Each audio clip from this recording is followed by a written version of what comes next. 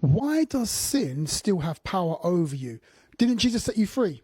Listen, if you don't enforce the authority that God has given to you, if you don't enforce it, what happens is that old masters still act like they have power over you or like they still rule you.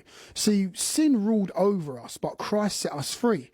But if we don't renew our mind and use our authority, that sin that we've been set free from still tries to dominate us and still tries to act like it can rule us.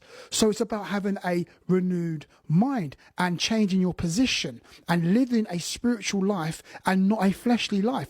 If you live according to the flesh, these old masters will have authority over you. The old master of witchcraft, the old master of lust, the old master of covetousness and jealousy and envy and bitterness and hatred. Those were the old masters that used to rule you before you were saved, when you was the old man. But when you got saved, your life has been renewed, your sins have been forgiven. But if you continue to live according to the flesh, those old spirits will try to dictate to you how to live and try to rule over your life.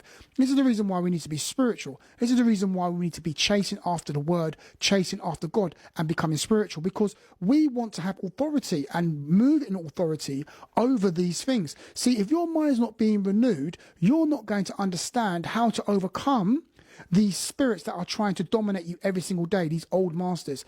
We have to be dominating them. And for us to be able to dominate these spirits, okay, so they're underneath our feet, we have to be surrendered to God. We have to be humble before God, because our power comes from our humbleness to our King. The more humble we are is the more authority and power we're going to operate in, and authority we're going to operate in. If you are not submitted to God, these old masters, these old spirits will continue to have dominion over your life, and you'll continue to walk in these crazy sins, and you won't have any power over these things.